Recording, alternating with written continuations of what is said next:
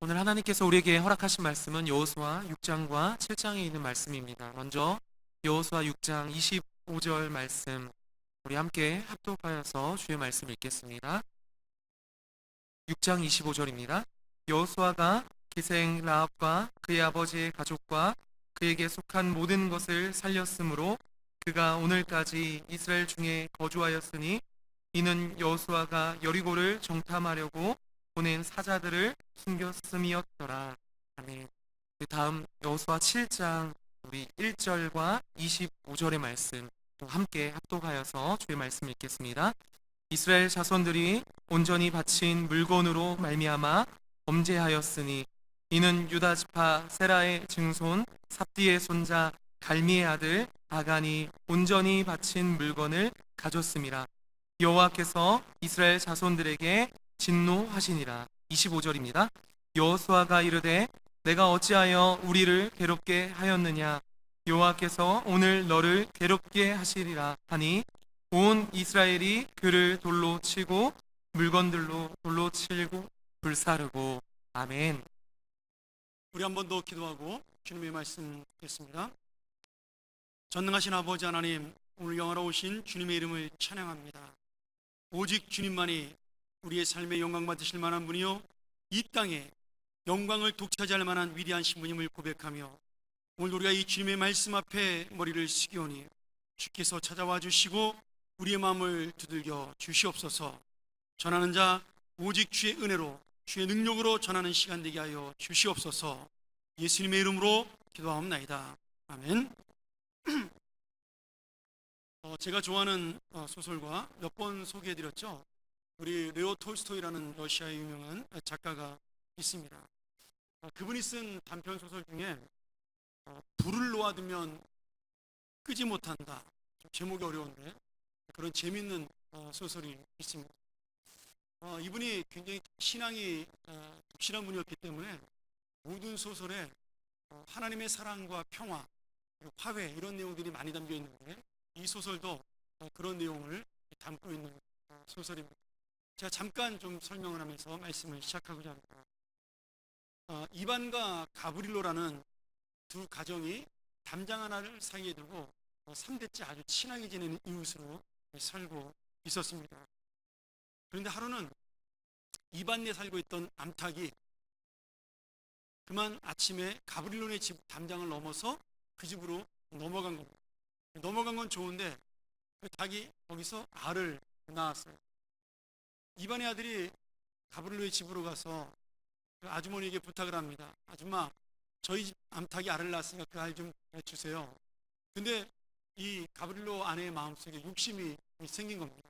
그래서 말도 안 되는 억지를 부린 거죠. 야, 너네 닭이 알을 낳았지만 우리 집에 와서 알을 낳았으니까 닭은 너네 것이지만 알은 우리 것이다. 이 아이가 이 알을 찾지 못하고 울고 집으로 돌아온 겁니다. 그 소식을 들은 이반의 아내인 이 아이의 엄마가 화가 난 거죠. 가서 막 따졌습니다. 그랬더니 이 따지는 소리를 들은 가브릴로가 자기 아내가 공경에 처한 모습을 보고 또 같이 와서 편을 들어준 거예요. 남편이 편을 들어주니까 이쪽도 또 이반이 와서 같이 편을 들어주기 시작을 했습니다. 암탉이 낳은 알 하나가 아이의 싸움에서 어른의 싸움으로 번지게 되었고, 온 가족이 서로 싸워서 3대째 사이가 좋았던 집안이 원수가 되었습니다. 이반의 아버지가 병이 들어서 집에 누워 있었는데 아들에게 권고를 합니다. 얘야, 먼저 화해해라, 사과해라. 우리가 3대째 이렇게 사이좋은 집안으로 살았는데 왜 우리가 이렇게 싸우고 살아야 되냐. 그러니까 네가 먼저 사랑하는 마음과 용서하는 마음 가지고 화해를 요청해라. 근데 아들이 자존심이 상한 거예요. 이제는 달걀 하나가 문제가 아니라 내가 저 친구를 꼭 이기고 싶은 마음, 그 욕심이 생겨난 거예요. 그래서 화해하지 않고 그렇게 6년이 흘러가게 됩니다. 서로 말도 하지 않냐고 6년 동안 사이가 나빴는데 7년째 되는 해에 그만 불상사가 일어나요. 그 집 앞에서 가브릴로가 임신한 이반의 아내를 만나서 이렇게 저렇게 이야기하다가 언쟁을 벌이게 된 겁니다. 그리고 그만 이 가브릴로가 화가 나서 임신한 이반의 아내를 밀어뜨려서 넘어져 다치게 했습니다. 그 모습을 보고 화가 난 이반이 그 가브릴로를 폭행죄로 고소를 합니다. 그 전에도 여러 번 사건이 있을 때마다 법정에 갔던 두 사람 때문에 판사가 골머리를 앓고 있었어요. 동네 판사니까 두 사람을 놓고 야, 싸우지 말고 그만 좀 화해 좀 해라, 그렇게 권고했는데 두 사람 다 말을 듣지 않습니다. 결국 이반의 고소권을 받아들여서 판사가 가브리엘로에게 태용 20대의 벌을 내리게 됩니다. 그게 곤장 20대를 두들겨 맞고 나온 가브리엘로가 너무나 화가 난 거죠. 그래서 너무나 화가 나서 그 분노를 이기지 못하고 이반의 집에 불을 질러버리고 말았습니다. 이반이 법정에서 나오면서 마음이 안 좋았어요. 아, 내가 친하게 지내던 내 친구인데 이렇게 사이가 나빠졌나. 또 친구가 매를 맞고 비명을 지르는 모습을 보면서 자기가 실수했다고 생각을 한 겁니다. 아, 내가 가서 사과를 하고 화해해야 되겠다. 그렇게 마음을 먹고 집으로 오는데 집이 지금 불타고 있는 거예요. 그리고 가브리엘로는 그 앞에서 좋아서 막 소리를 지르고 있는 겁니다. 잘 탄다. 그 모습을 보고 화해할 마음이 사라지고 너무나 분노한 이 이반이 가브리엘로를 잡으려고 집에 있는 불부터 꺼야 되는데 이 화가 난 감정 때문에 이 가브리엘로를 잡아서 때리려고 그 온 동네를 쫓아다니며 잡으러 다니다가 그만 그 온 집안의 불이 다 퍼지게 돼서 집안이 잿더미가 되어버리고 맙니다. 그걸로 끝난 게 아니에요. 마침 불어온 큰 센 바람이 그 불을 옆집 가브리엘로의 집으로 옮겨 붙게 합니다. 그리고 가브리엘로의 집까지 홀라당 다 타버리고 말았어요. 그리고 그 불은 온 마을로 번지기 시작을 해서 마을 절반이 전부 불에 타서 없어지는 그런 불상사가 일어나게 된 거죠. 그 온 마을이 불타는 모습을 보고 이반이 너무 기가 막힌 겁니다. 그리고 땅바닥에 주저앉아서 통곡하면서 이렇게 외쳤습니다. 겨우 달걀 하나 때문에, 겨우 달걀 하나 때문에. 여러분, 달걀 하나 때문에 온 집안이 불탄 건가요? 아닙니다. 인간 안에 숨어있는 욕심 때문에 이렇게 된 거죠. 시작은 달걀이었지만 그 달걀을 통해 내가 저 사람보다 낫다라는 것을 증명하고 싶고 더 많은 것을 가지고 싶고 손해보고 싶지 않고 자존심을 죽이고 싶지 않은 그 감정들이 결국은 이 마음에 불이 일어나 온 집안과 각 마을을 태우게 되는 그러한 일이 일어나게 된 것입니다. 물론 나중에 이 소설의 끝은 화해와 평화로 끝납니다. 이반의 아버지가 죽으면서 유언을 남기죠. 화해하라. 그리고 이반은 아버지의 말을 듣고 가브리엘로 찾아가서 내가 잘못했다라고 먼저 사과를 하고 가브리엘로 역시 그 사과를 받자마자 나도 잘못했다라고 이야기하고 너무나 간단하게 그 문제는 해결이 되고 사이가 좋아진 두 집안은 불난 집을 다시 세우면서 이제는 두 채로 세우지 아니하고 한 채로 크게 세워서 두 집안이 같이 그 집안에 살면서 그 소설은 끝이 납니다. 여러분, 이 두 집안이 화해와 평화를 어떻게 얻었을까요? 자존심을 세워서 얻었나요? 아니면 욕심을 채웠기 때문에 얻었나요? 더 많이 가지고 더 옳다라는 욕심과 자존심을 버렸기 때문에 서로를 그리고 이해하는 마음을 가졌기 때문에 평화가 찾아오게 된 것입니다. 오늘 여러분, 우리의 삶도 마찬가지입니다. 오늘 이 하나님의 말씀이 제가 오늘 기생나합과 그리고 아이성을 침략하다가 실패한 이스라엘 백성, 그 이유가 뭐냐면 아간이 범죄한 죄로 말미암아 하나님께서 이스라엘 백성이 전쟁에서 패배하게 만드시죠. 그 두 장면을 제가 같이 읽으면서 하나님께서 저에게 정말 이것이 아무것도 아닌 문제처럼 보이는 것인데 결국은 우리 모두에게 일어날 수 있는 문제라는 사실입니다. 우리가 읽은 말씀에 보면 라합과 아간이라는 두 사람의 대조적인 인생을 볼 수가 있어요. 이스라엘 백성은 여리고성을 하나님의 은혜로 승리하게 됩니다. 전투에서. 그리고 두 번째로 그 여리고성의 몇 분의 몇 밖에 되지 않는 조그만 아이성과의 전투를 벌이게 되는데 그 여리고성과의 싸움에서 하나님께 바쳐야 될 물건을 훔친 아간이라는 사람의 죄 때문에 그만 하나님이 이 아이성과의 전투에서 패배하게 만듭니다. 그리고 전쟁에 진 것으로 끝난 것이 아니라 36명이나 되는 이스라엘 백성들이 전사하게 됩니다. 그 큰 여리고성도 한 번에 무너뜨렸던 이스라엘이 아간이라는 사람의 죄 때문에 36명의 전사자를 내고 이 가나안 땅 정복사에 있어서 첫 번째 패배이자 유일한 패배로 기록을 남기게 되는 거죠. 오늘 여러분, 우리가 무엇을 붙잡고 사느냐, 그것이 바로 우리의 인생에 하나님이 결정하신다라는 문제입니다. 제가 이 말씀을 보면서 두 가지 중요한 교훈을 깨달았어요. 하나는 기생 라합을 살린 붉은 줄에 대한 은혜입니다. 제가 말씀을 보다가 그런 생각이 들더라고요. 하나님께서 여러 가지 구원시킬 수 있는 방법이 있는데 왜 기생 라합에게 붉은 줄을 담장 밖으로 늘어뜨리라고 했을까? 물론 잘 보이게 하기 위해서 그런 거겠죠. 붉은 줄이라는 것이 단순히 줄 가는 줄이 아니라 아마 큰 천을 매달아 놓은 것입니다. 그런데 그 줄이 무엇인가를 저에게 생각하게 하셨습니다. 그럼 그 줄이 뭘까요? 내가 지금 어떤 줄을 붙잡고 사느냐는 문제입니다. 라합은 생명의 줄을 붙잡고 이 붉은 줄은 단순히 표시가 아니라 하나님이 허락하신 구원의 줄입니다. 어떤 신학자는 이것을 확대 해석해서 붉은 줄이니까 예수님의 피, 구원을 상징한다고 말하는 사람도 있습니다. 뭐 그렇게까지 확대해서 해석할 필요가 있겠냐마는 그것이 주는 은혜가 크기 때문에 그렇다라는 거죠.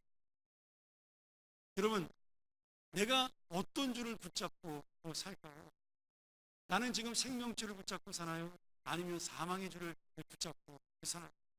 기생 라합이 붙잡은 이 생명줄 하나 때문에 라합 혼자만 산 것이 아니라 가족이 살고 그 라합과 함께 했던 많은 사람들이 살게 되었습니다. 자신의 인생을 바꾼 것뿐만 아니라 수많은 사람의 인생까지도 이 붉은 줄 하나 때문에, 생명의 줄 하나 때문에 살게 된 것이죠. 반대로 아간은요, 어떤 줄을 붙잡았나요? 여러분, 요즘 세상에 저도 뭐 한국에 와서 처음 들은 말입니다만은 줄이라는 말 유행이잖아요. 요새 누구 줄을 붙잡았다. 요새 좀 유식한치 하느라고 사람들이 뭐라 그래요? 라인이라고 그래요. 라인. 영어로 좀 쓰면 좋은 말 되나요? 예전에는 우리 줄 대신에 무슨 말 썼죠? 우리 어르신들이 많이 쓰던 말. 백을 썼습니다. 백. 응? 요새는 백을 쓴다 그러면 좀 무식해 보이니까 똑같은 영어인데 백도 백이거든요. 백. 뒤에 배경이 있다는 얘기잖아요. 요새는 라인이란 말을 많이 쓰더라고요. 심지어 연예인도 라인이란 말을 써요. 뭐 유재석 밑에 있는 사람들은 유라인, 뭐 강호동 밑에 있는 사람들은 강라인 이런 말을 쓰더라고요. 저 처음에 이게 무슨 말인지 몰랐습니다. 그러니까 사람도 줄을 타야, 라인을 타야 내가 잘 살 수 있다고 생각을 하는 겁니다. 여러분, 지금 내가 붙잡고 있는 줄, 내가 타고 있는 라인은 어떤 라인입니까? 아간이 기생 라합과 비교해 보면 정말 대단한 사람이에요. 왜냐하면 기생 라합은 여리고성에 별 볼 일 없는 술집 여자였습니다. 근데 이 아간이라는 사람은요, 유다 지파의 지도자였어요. 어떻게 보면 이 아간이 죽지 않고 계속 살아서 하나님의 말씀대로 살았더라면 이 사람도 예수님의 조상이 될 수 있는 사람이라는 거예요. 그런데 이 아간은 지금 여리고성을 정복하면서 거기서 얻은 시날산의 외투한벌, 그리고 금덩어리 50세겔, 이걸 훔치는 바람에 하나님의 심판을 받게 됩니다. 자기의 인생을 하나님의 믿음의 줄인 생명줄에 건 것이 아니라 눈에 보이는 명예의 줄, 돈의 줄, 그리고 욕심의 줄에 걸었던 결과가 아간은 심판 이후 실패했다는 거예요. 그것도 자기 혼자만 죽은 것이 아니라 자기의 동료 36명이 아이성의 전투에서 패배하게 만든 사망의 줄을 붙잡게 된 것입니다. 한 사람의 욕심이 너무나 어이없는 결과를 맞는 거죠. 그런데 제가 이 말씀을 보면서 도대체 이게 얼마나 가치가 있길래 아간이 하나님을 속이면서까지 이렇게 욕심을 부렸을까?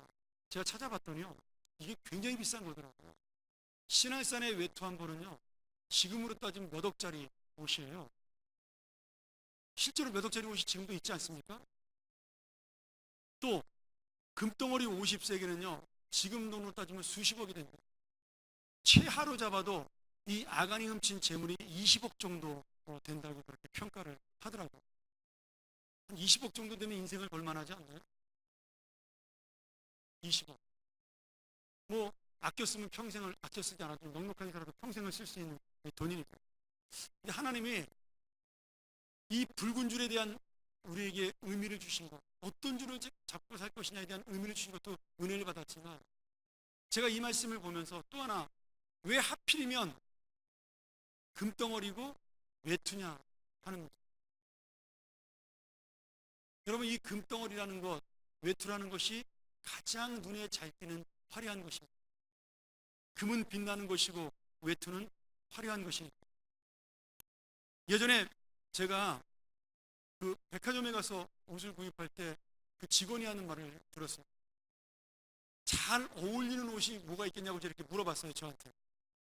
그때 그 직원이 농담으로 뭐라 그러는지 아세요? 손님, 비싼 거 입으시면 다 잘 어울립니다, 그러더라고요. 맞습니까? 틀립니까? 맞습니다. 그러니까 저보고 제가 자꾸 고르니까 돈이 없어가지고 비싼 거 그냥 하나 고르라 이거죠. 여러분, 화려한 거는요, 눈에 잘 띄는, 이 신할선의 외투가 뭐예요? 눈에 잘 띄는 거라, 화려한 거라, 우리 눈을 현혹할 만한 아름다운 거라. 금덩어리가 우리 눈에 주목받을 만한 빛나는 것이라는 것. 오늘 여러분, 누구나 눈에 보이는 곳에 현혹되고요, 욕심이 생겨납니다. 라합도 한번 생각해 보세요.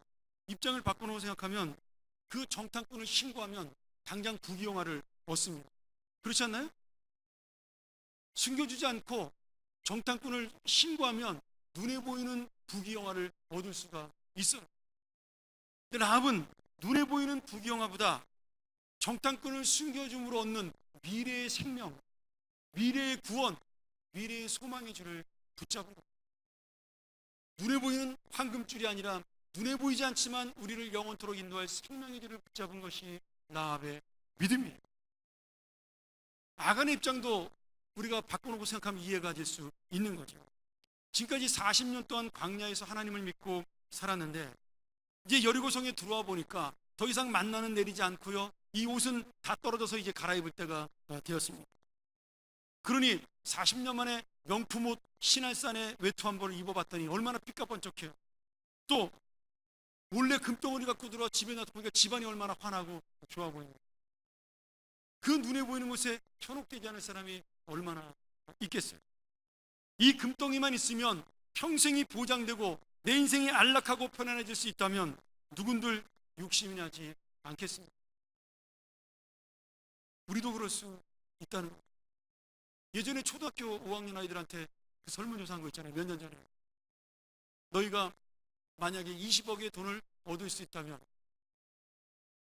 교도소에 들어갈 수 있느냐라고 설문조사가 있었어요. 아이들이 70% 이상이 그럴 수 있다고 답변했다 그래요. 그러니까 여러분, 우리가 지금 이 아이들에게 무엇을 가르치고 있나를 잘 생각을 하셔야 돼요. 다 누가 그렇게 가르쳤겠어요? 부모님이 돈 그러니까 아이들이 이 돈이 최고구나. 초등학교 5학년 아이들도 알고 있는 거예요. 오늘 여러분, 근데 그 생각이요, 우리를 망하게 하는 썩은 줄이고 우리를 죽게 하는 심판의 줄이. 겉으로는 단단해 보이고 끊어지지 않는 황금처럼 보이지만 시간이 지나면 사라질, 세월이 지나면 썩을 수밖에 없는 줄이라는 거죠. 오늘 여러분, 이 신할산의 외투 한 벌, 눈에 보이는 금덩이 하나가 그래서 우리에게 너무나 중요한 문제입니다. 당시 금이나 은이 돈 대신에 사용되었으니까 이 금이나 은이 있어야 이제는 가나안 땅에 들어와 물건을 살 수가 있고 먹을 것을 구입할 수가 있습니다. 이스라엘 백성은 40년 동안 한 번도 이런 금은을 가지고 매매를 해본 적이 없는 백성입니다. 그렇잖아요. 아침에는 만나, 저녁에는 메추라기, 옷은 40년 동안 한 번도 안 떨어져. 돈 주고 사본 적이 없는 사람들이에요. 근데 가나안 땅에 들어와가지고 처음으로 돈이 귀중하다는 것을 알게 된 거죠. 그러니 아간이 옷을 훔치고 돈을 훔쳤다라는 것은 뭐예요? 이제 내가 옷을 걱정하고 먹을 것을 걱정했다라는 인간의 본연의 걱정으로 돌아왔다는 이야기입니다. 지난번에 말씀드렸죠? 여러분, 만나가 끊어지면 희망이 끊어진다 그랬어요? 아닙니다.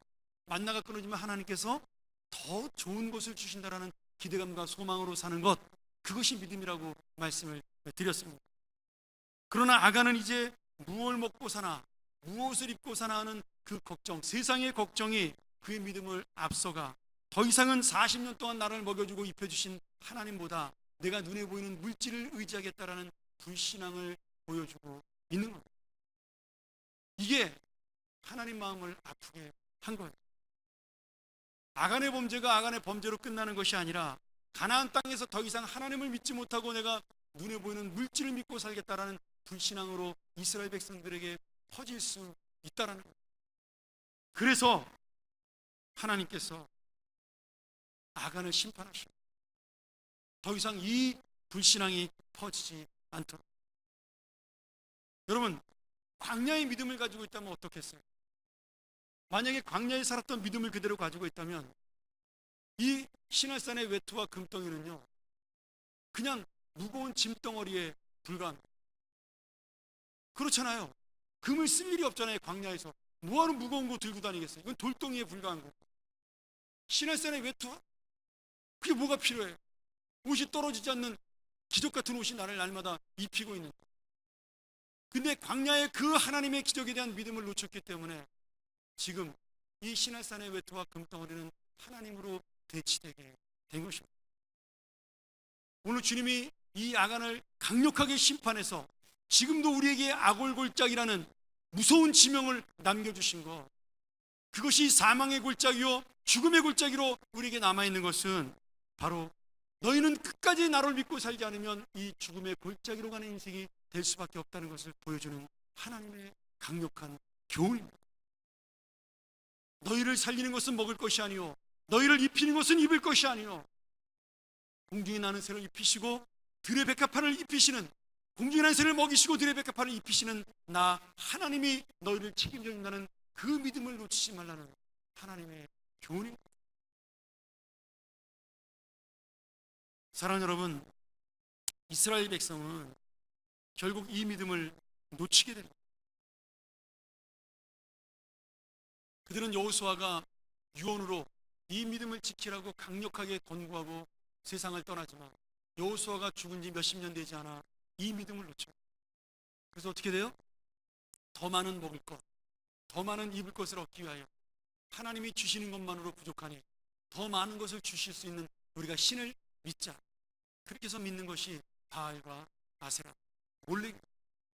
심지어 내 인간적인 욕심과 만족을 더 큰 것을 채우기 위하여 자신의 큰 아들까지도 바치는 신을 믿게 되었어요.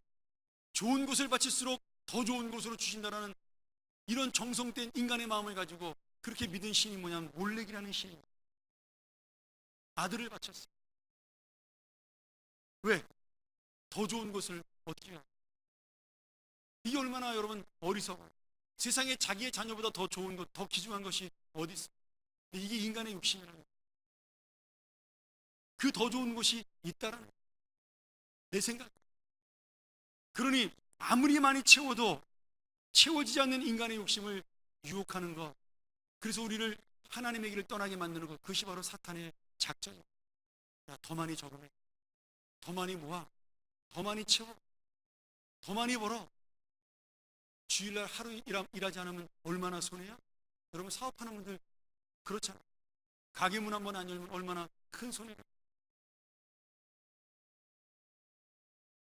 그것이 사탄의 우리를 유혹하는 작전이라.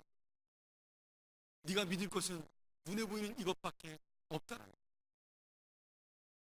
야고보서 1장 15절에 이런 말씀이 나옵니다. 같이 한번 읽죠. 자, 욕심이 잉태한즉 죄를 낳고 죄가 장성한즉 사망을 낳느니라. 여러분, 욕심이 처음부터 사망을 낳는 것은 아닙니다. 우리의 사망은 그러나 반드시 욕심으로부터 시작이 됩니다. 아담과 하와가 죽으려고 선악과를 따먹은 것이 아니에요. 하나님처럼 되려는 욕심에서 그 선악과를 먹었어요. 아담과 하와가 부족한 게 있어서 그랬을까요? 에덴 동산의 모든 것이 아담과 하와의 것이었어요. 딱 선악과 하나만 빼놓고. 그런데 수천 수만 개가 내 것이고 하나가 내 것이 아닌데 그것이 탐이 났습니다. 여러분, 하나를 먹지 말라고 한 이 하나님이 잘못인가요? 그 하나만 자기 것이 아닌데 그것을 욕심낸 아담이 잘못인가요? 우리가 이 불신자들이 그런 어리석은 질문을 많이 합니다. 하나님 째째하게 말이야, 그 에덴 동산에 있는 것 중에 꼭 선악과 하나 못 따먹게 해가지고 인간에게 죄를 줬다. 여러분, 아닙니다. 모든 것을 주셨어요. 딱 하나만 빼고. 그 하나가 뭐예요? 하나님을 기억하라는 거예요. 선악과를 보면서, 이 안 되는 걸 보면서, 아, 내 위에 하나님이 계시구나, 이것을 먹지 말라고 한 하나님이 있구나, 그것을 기억하게 만드는 것이 선악과의 교훈입니다. 여러분, 내가 인생을 살면서 내 마음대로 한 가지가 안 되는 것이 있습니다. 뭐 두 가지가 있을 수도 있고, 자녀를 보면서도 그걸 느끼지 않겠어요? 내가 낳은 놈인데 내 마음대로 안 돼. 여러분, 그게 뭐예요? 그게 우리의 선악과. 그걸 보면서 하나님을 붙드는 겁니다. 그걸 보면서 하나님을 의지하는 거예요. 내 힘으로 할 수 없고 내 능력으로 할 수 없으니 내가 하나님의 은혜로 사는구나, 그것을 의지하게 만드는 것이 선악과입니다. 우리를 죽이려고 선악과를 만든 것이 아니라 우리를 기억하게 만드는 것이, 하나님께서 우리를 사랑하여 만든 것이 선악과입니다. 오늘 여러분, 참 놀랍지 않나요?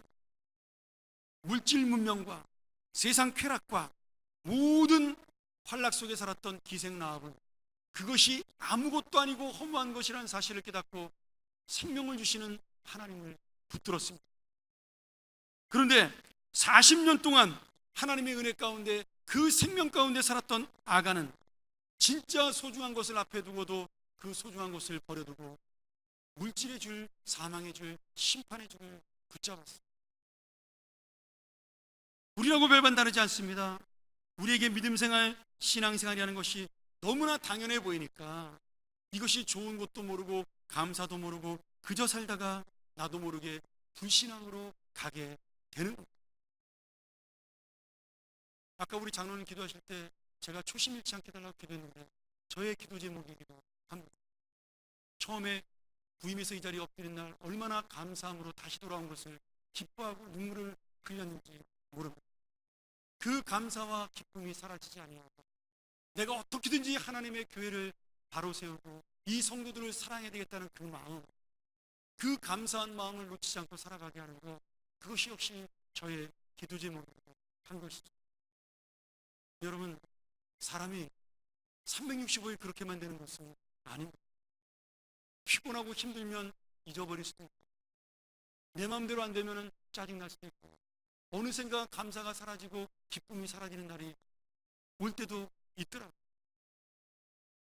여러분, 사람은 다 마찬가지예요. 우리가 신앙생활 한다고 해서 내가 하루 종일 주님만 붙들고 사는 것이 아니라, 여러분, 그래서 하박국 선지자가 말한 오직 의인은 믿음으로 말미암아 살리라, 이 말씀이 너무나 당연하지만 얼마나 어려운 말씀인지 우리가 깨달아야 하는 것. 내가 원하는 것이 이루어지지 않아 이 세상이 나를 무너뜨리는 것처럼 보여, 아무리 기도해도 응답이 없는 것처럼 보여도 오직 의인은 믿음으로 말미암아 살리라. 말씀 정리하죠. 제가 여러 번 이야기했지만 서양이든 동양이든 여러분, 죽는 사람이 입는 수의에는 호주머니가 없습니다. 그 만드는 사람은 원단을 아끼려고 그렇게 만들겠죠. 그런데 하나님께서는 거기에 의미를 주시고 너희가 가져갈 것이 아무것도 없다라고.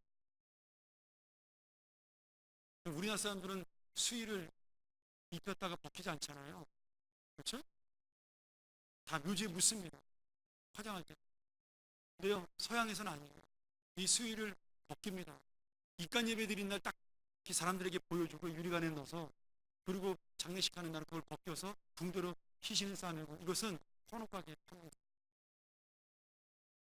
중고 물품 가게 가면요, 이 수의를 팔아요. 싸요. 한 벌에 한 3만 원 정도는 삽니다. 그래서 양복을, 헌 양복을 사러 갔다가 주머니가 없으면 그것은 수의예요. 여러분, 그 입은 옷조차도 가져가지 못하는 것이 인생입니다. 지난주에 이호 여사가 돌아가셨잖아요. 저녁 때 뉴스를 보는데 우리 안사람이 지나가는 말처럼 그러더라고요. 저 정치가들 수도 없이 많은 사람들이 조문 오는데 저분들도 곧 다 연세 드신 분들이니까 저분들도 곧 저렇게 자기 자신의 장례를 치를 텐데 저걸 모르고 저렇게 권력을 붙잡으려고 애랬을까. 혼자서 그냥 그러고 있더라고요. 근데 그 말이 제 가슴을 확 박히더라고요. 저한테 한 말도 아니고 물어보는 말도 아니에요. 그냥 TV 보면서 혼자 자기도 모르게 넋두리처럼 한 말인데 저한테 박히더라고요. 여러분, 이 땅을 살아가는 사람은요, 평생 동안 자기가 안 죽는 줄 알고 있어요. 그래서 그렇게 살아가는 거예요. 욕심을 가지고 그 권력을 붙잡고 몇 년이나 얼마나 오래 그 붙잡은 물질 가지고 우리가 얼마나 오래 살 수 있을까? 제가 요새 장례를 가면요, 자주 장례식을 인도하기도 하고, 제가 저희 이제 우리 또래들이 부모님들이 돌아가실 나이가 됐으니까 정말 장례가 자주 나요. 근데 장례가 났다 하면 돌아가신 분들이 다 90세예요, 기본. 일찍 죽는 사람이 별로 없더라고요, 요새는.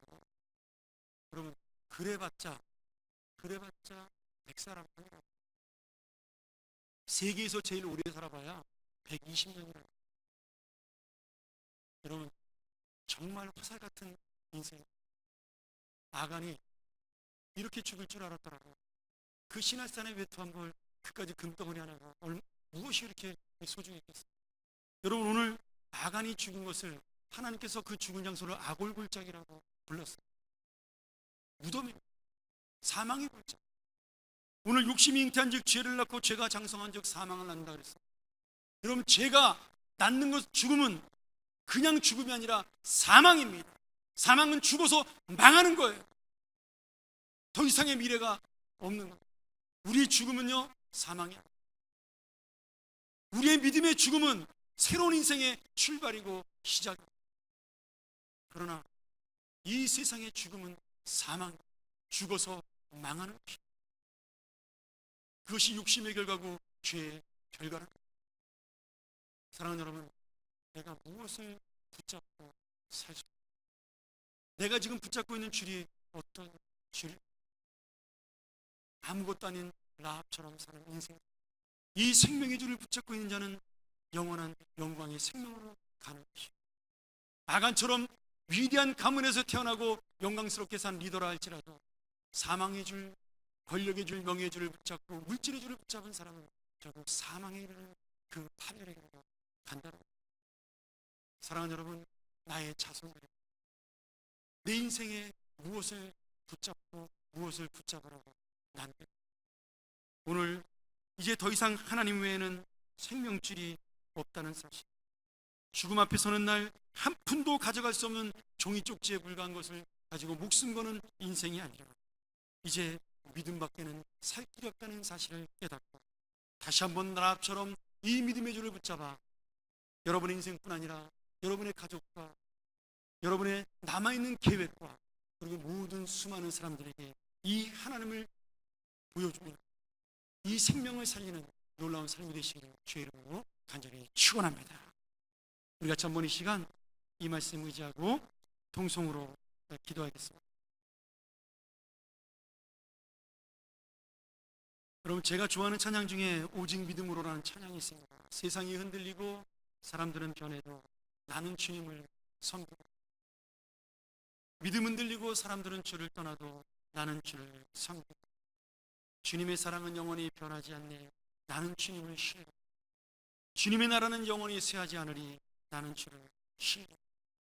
그리고 오직 우리는 믿음으로 살. 여러분, 이 고백이 바로 우리의 고백, 내 인생의 고백, 그리고 내 사랑하는 자녀들의 고백이 되기를 소원합니다. 내가 무엇을 향하여 달려가며 무엇을 붙잡기 위하여 이렇게 열심히 살아가고, 다시 한번 이 말씀을 기억하면서 오늘 주님의 말씀 앞에 내가 참된 생명의 줄을 붙잡는 인생 되게 해달라고 우리 시간 같이 통성으로 기도하겠습니다. 하나님 아버지, 감사합니다. 오늘 이 말씀을 통해 다시 한번 우리의 마음속에 하나님의 새로운 생명, 새로운 역사, 인생의 소망을 만나게 하여 주시옵소서. 아버지 하나님, 우리 앞에 있는 그 줄을 붙잡으며 그 줄이 어떤 줄인지를 깨닫게 도와주시고, 내가 붙잡은 이 줄이 생명줄인지 아니면 사망의 줄인지 다시 한번 주님의 말씀 가운데, 주님의 진리 가운데 내 인생을 돌아보게 하여 주시옵소서. 하나님 아버지, 우리에게 오늘도 다시 한번 진리의 말씀을 통해 오직 주님의 자녀는 믿음으로 말미암아 살리라라는 이 귀한 은혜를 놓치지 않도록 인도하심을 감사합니다. 이 믿음이 오늘 나의 하루로 끝나지 아니하고 내 인생 전체를 사로잡고 붙잡힌 바 되게 도와주시며, 사랑하는 내 자녀들, 구선들, 우리 온 가정과 교회와 이 나라의 역사하는 은혜가 되게 하여 주시옵소서. 생명을 붙잡는 자, 은혜를 붙잡는 자, 믿음을 붙잡는 자들 오늘 주님의 마음으로 살게 하여 주시옵소서. 예수 그리스도의 이름으로 기도하옵나이다. 아멘.